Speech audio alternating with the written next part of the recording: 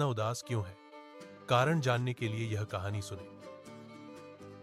माधवदास पहली बार श्री जगन्नाथपुरी दिव्य दर्शन की लालसा लिए आए, लेकिन जगन्नाथ को दूर से देखने पर उन्हें अत्यधिक दुख और अप्रत्याशित पीड़ा हुई।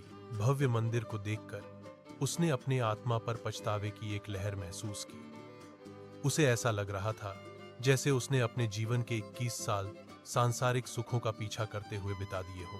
अब जगन्नाथ के सामने खड़े होकर इस खाली जीवन में कोई खुशी नहीं बची थी। उसने डर के मारे कांपते हुए सोचा, क्या होगा अगर मैं कल अधूरा ही मर जाऊं? इस भारी विचार से दुखी होकर वह धीरे धीरे अकेले पूरी समुद्र तट की ओर चल दिया। वह वहां बैठा था, लहरें उसके चारों ओर टकरा रही थी और वह अपने बर्बाद सालों पर विचार कर रहा था। उसने 21 वर्षों पर विचार किया जो उसने वास्तव में दिव्य महाप्रभु को देखे बिना बिताए थे। विशाल महासागर ने उसके थके हुए दिल के भीतर की शून्यता को प्रतिबिंबित किया। उसने अपनी आंखें बंद कर ली, एक वास्तविक आध्यात्मिक संबंध के क्षण को फिर से पाने की कोशिश कर रहा था, लेकिन केवल अतीत के पछतावे की गूंज उसके दिमाग में भरी हुई थी, एक निरंतर अनुस्मारक। उसने लोगों को फुसफुसाते हुए सुना, वह अब नहीं आएगा, वह हमें पहले ही छोड़ चुका है। उनके शब्दों ने उसे डंक मारा, जिससे उसकी अलगाव और निराशा की भावना और प्रबल हो गई। माधवदास ने अपने आप से बब्भाया। उसकी कांपती हुई आवाज में एक निराशाजनक प्रार्थना थी, अगर मेरे पास जीवन के केवल 3 और दिन होते तो महाप्रभु जगन्नाथ बेचैन हो जाते। उसने कल्पना की कि जगन्नाथ उसे ढूंढ रहे हैं। उसके भीतर आशा की एक किरण जल रही है। सूर्य अस्त होने लगा, जिससे रेतीले तट पर लंबी छायाएं पड़ने लगी। माधवदास वहीं अपनी सोच में खोए रहे, अपनी अंतिम सांस तक। लहरों की आवाज उसकी लोरी बन गई, दुनिया को एक सौम्य विदाई। उसका शरीर किनारे पर स्थिर पड़ा था, जो उसकी भक्ति और लालसा का प्रमाण था। अंधेरे होते आकाश में पहले तारे दिखाई दिए, उसकी मौन विदाई के साक्षी।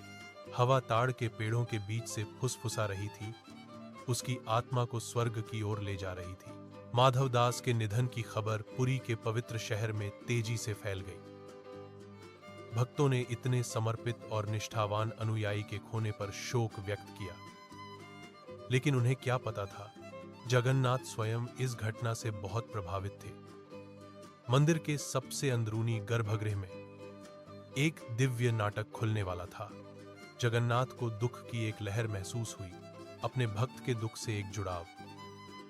ब्रह्मांड के स्वामी बेचैन थे, माधवदास की प्रार्थना को अनदेखा करने में असमर्थ थे। वह अपने दिव्य निवास में करवटें बदल रहा था, माधवदास का दर्द महसूस कर रहा था। एक दिव्य योजना आकार लेने लगी, जो जगन्नाथ के असीम प्रेम का प्रमाण थी। एक चमत्कारी हस्तक्षेप के लिए मंच सज चुका था, जो दैवीय कृपा का प्रदर्शन था। माधवदास के दुख की कहानी भक्ति की किंवदंती बनने वाली थी, और जगन्नाथ करुणामय भगवान अपनी भूमिका निभाने के लिए तैयार थे। माधवदास और जगन्नाथ का भाग्य अब हमेशा के लिए आपस में जुड़ गया था। अगले 3 दिन आस्था, प्रेम और दैवीय हस्तक्षेप की परीक्षा होंगे। दुनिया एक भक्त की अटूट भक्ति की शक्ति देखने वाली थी, और परम भगवान जगन्नाथ की असीम करुणा। समुद्र लगातार दहाड़ता रहा, जीवन की अनित्यता का निरंतर अनुस्मारक। लेकिन यह उस शाश्वत प्रेम का भी प्रतीक है, जो सभी प्राणियों को दिव्य से जोड़ता है। माधवदास की कहानी तो बस शुरू हो रही थी, भले ही उसका अंत दिख रहा था।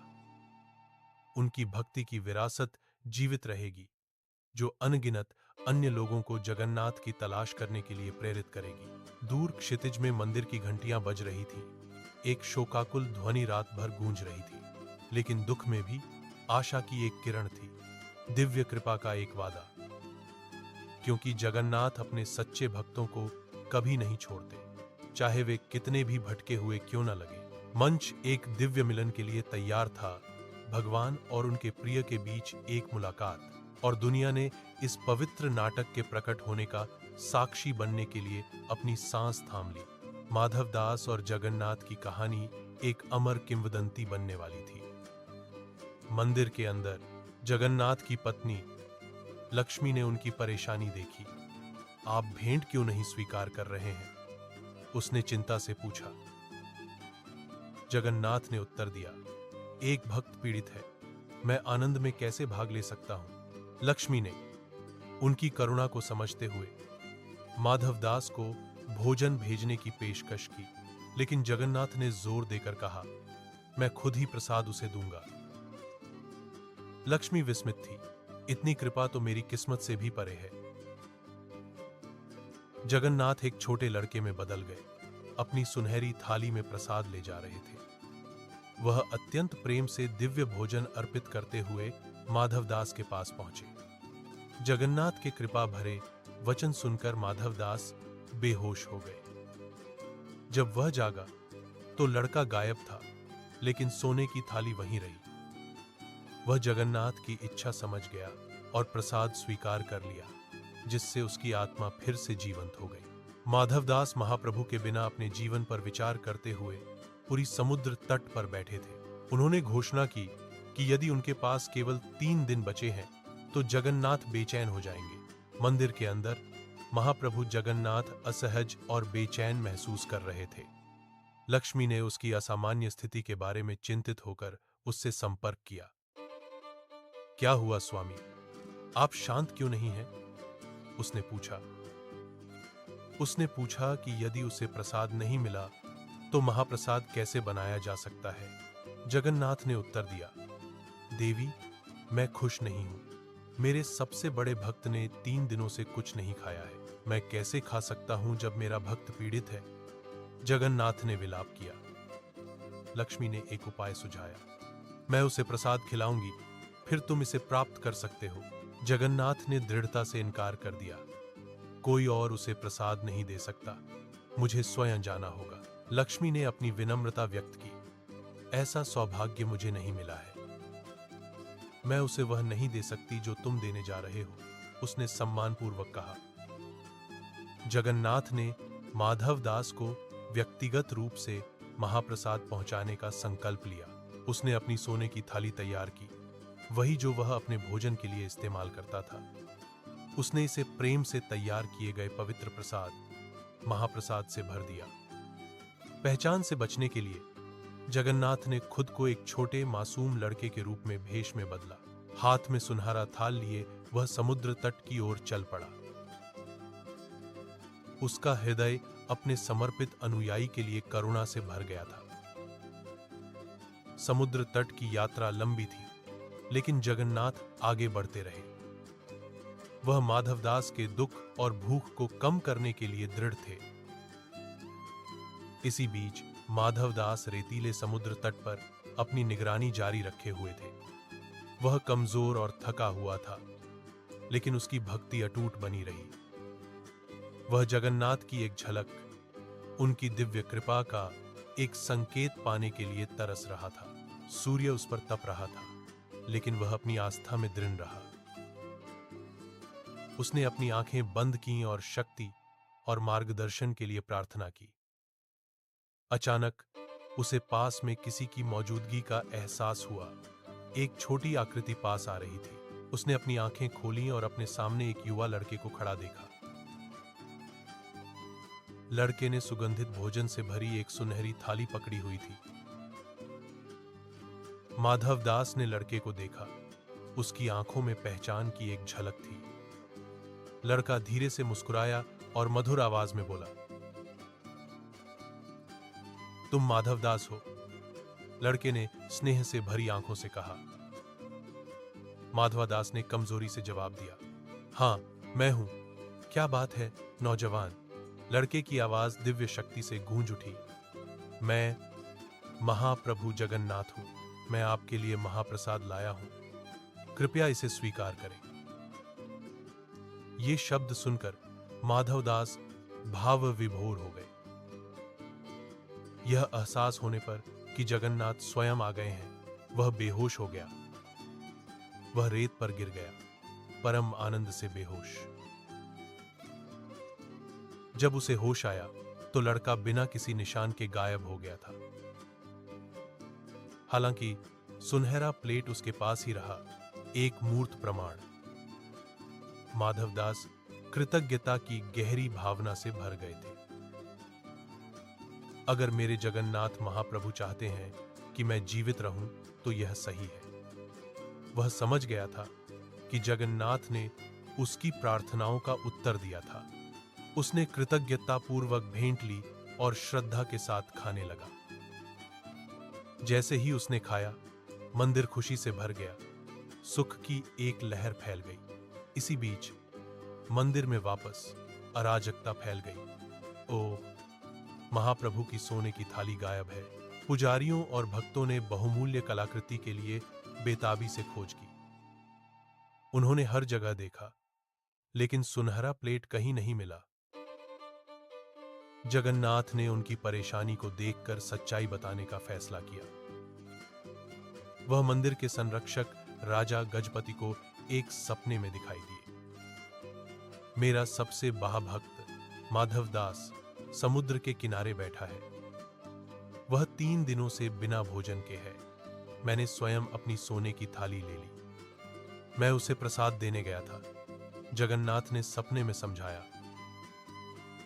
राजा गजपति एक झटके से जाग गए। उन्हें दिव्य हस्तक्षेप का एहसास हुआ। उसने तुरंत पांडा पुजारियों को इकट्ठा किया और माधवदास को ढूंढने के लिए निकल पड़ा। वे समुद्र के किनारे पहुंचे और माधवदास को शांत भाव से मुस्कुराते हुए देखा। उसके बगल में लापता सोने की प्लेट धूप में चमक रही थी। गजपति ने आदर और विनम्रता के साथ माधवदास से संपर्क किया। चलो महाप्रभु के दर्शन करने चलें, गजपति ने उन्हें मंदिर में आमंत्रित करते हुए कहा। माधवदास अपने भगवान से पुनर्मिलन के लिए उत्सुक तुरंत सहमत हो गए। एक साथ वे जगन्नाथ के पवित्र निवास पर वापस चले गए। लक्ष्मी कहती है, ऐसा भाग्य मुझ पर नहीं आया कि मैं उसे वह दे सकूं जो तुम देने जा रहे हो। जगन्नाथ ने अपनी सोने की थाली ली, वही जो वह अपने प्रसाद के लिए इस्तेमाल करते हैं। उसने इसे महाप्रसाद दिव्य भोजन से भर दिया और अपनी यात्रा की तैयारी की। एक छोटे लड़के के रूप में खुद को भेष में बदलकर वह पूरी समुद्र तट की ओर निकल पड़ा। माधवदास कमजोर और थके हुए ने लड़के को अपनी ओर आते देखा। लड़का धीरे से मुस्कुराया। क्या तुम माधवदास हो? उसने धीरे से पूछा। माधवदास ने कमजोरी से जवाब दिया, हाँ, मैं हूं। तुम्हें क्या चाहिए? छद्मवेश में जगन्नाथ ने कहा, मैं महाप्रभु जगन्नाथ आपके लिए महाप्रसाद लाया हूं। उसने सोने की थाली आगे बढ़ाई। कृपया यह भेंट स्वीकार करें। यह शब्द सुनकर माधवदास अभिभूत हो गए और बेहोश हो गए। जब उसे होश आया तो लड़का गायब हो गया, हवा में गायब हो गया। लेकिन महाप्रसाद से भरी हुई सुनहरी थाली उसके पास ही रही।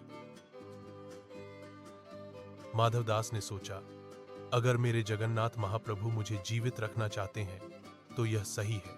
उसने कृतज्ञतापूर्वक भेंट ली और खाना शुरू कर दिया। उसकी ताकत लौट आई। माधवदास के भोजन करते ही मंदिर में आनंद छा गया। लेकिन एक हंगामा मच गया। ओह नहीं, महाप्रभु की सोने की थाली गायब है, पुजारियों ने विस्मय से कहा। एक उन्मत्त खोज शुरू हुई। मंदिर के हर कोने की जांच की जा रही थी। इस बीच जगन्नाथ उसी रात राजा गजपति को एक सपने में दिखाई दिए। मेरा सबसे बड़ा भक्त माधवदास 3 दिनों से भूखा है। मैं स्वयं अपनी सोने की थाली उसे भेंट देने के लिए ले गया था। जगन्नाथ ने खुलासा किया। राजा गजपति एक झटके से जागे, दिव्य स्वप्न से चकित। उसने तुरंत पांडा पुजारियों को इकट्ठा किया और उन्हें बताया कि उसने क्या देखा। वे दोनों मिलकर माधवदास को ढूंढने के लिए पुरी के समुद्र तट पर गए। उन्होंने माधवदास को शांति से मुस्कुराते हुए पाया। सुनहरा थाल उनके बगल में था। गजपति ने श्रद्धापूर्वक उनसे संपर्क किया। चलो महाप्रभु के दर्शन करने चले। राजा और पंडितों के समर्थन से माधवदास मंदिर की ओर चल दिए। जैसे ही माधवदास ने मंदिर में प्रवेश किया, जगन्नाथ ने उन्हें कसकर गले लगा लिया। मेरे माधव आ गए, जगन्नाथ ने प्रेम से भरी आवाज में कहा। पुजारियों और राजा ने दिव्य पुनर्मिलन को विस्मय से देखा। स्वर्ण थाली लौटा दी गई और मंदिर में शांति बहाल हो गई। कुछ वर्षों के बाद एक और कहानी सामने आने लगी, चोरी की कहानी। हमारे जगन्नाथ महाप्रभु इतने दिनों तक सेवा करने के बाद एक दिन के लिए चोरी कर ली। अब उसे चोरी करने जाना है, लेकिन अकेले चोरी करने में कोई खुशी नहीं है। लेकिन अगर दादाजी बुलाते हैं तो वे जाएंगे और परेशान नहीं होंगे। क्या करें? फिर भगवान के परम भक्त श्री माधवदास भी अंदर पहुंचे। वह दर्शन करना चाहता था, जगन्नाथ के दिव्य रूप को देखना चाहता था। माधवादास भक्ति से भरे हृदय के साथ गर्भगृह में प्रवेश कर गए। उसने जगन्नाथ को देखा। उसकी आंखें प्रेम के आंसुओं से भरी हुई थी। जगन्नाथ अपने प्रिय भक्त पर मुस्कुराए। उनके बीच एक मौन समझदारी गुजरी। जगन्नाथ का अपने भक्त के प्रति प्रेम की कहानी प्रेरित करती रहती है। यह दिव्य संबंध की गहराई और भक्ति के महत्व को दर्शाता है। भगवान स्वयं भी अपने सच्चे भक्तों के लिए किसी भी हद तक जा सकते हैं। चोरी हुई प्लेट और आलिंगन की कहानी इतिहास में हमेशा के लिए दर्ज हो गई है। यह हमें याद दिलाता है कि प्रेम और भक्ति सबसे कीमती भेंट है, और वह जगन्नाथ हमेशा उन लोगों पर नजर रखते हैं जो उनसे बिना शर्त प्यार करते हैं। कहानी का अंत वास्तव में अंत नहीं है, बल्कि एक नई शुरुआत है, क्योंकि जगन्नाथ और उनके भक्तों की प्रेम कहानी कभी खत्म नहीं होती। यह प्रेम और भक्ति का एक निरंतर प्रवाह है, हमेशा और हमेशा के लिए। मंदिर की घंटियां बजती हैं जो शाश्वत प्रेम कहानी को प्रतिध्वनित करती हैं। भक्त गाते हैं, उनकी आवाजें भक्ति से भरी हुई हैं। जगन्नाथ मुस्कुराते हैं, उनका दिल खुशी से भर गया।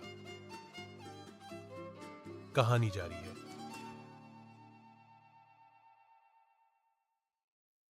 सुनहरी प्लेट तेजी से चमकती है। माधवादास की भक्ति अटूट है। राजा की आस्था प्रबल है।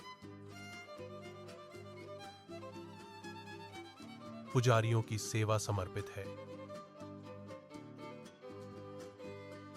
जगन्नाथ का प्रेम असीम है। एक नया अध्याय शुरू होता है। रहस्य और गहरा होता जाता है। कहानी कभी तम नहीं होती।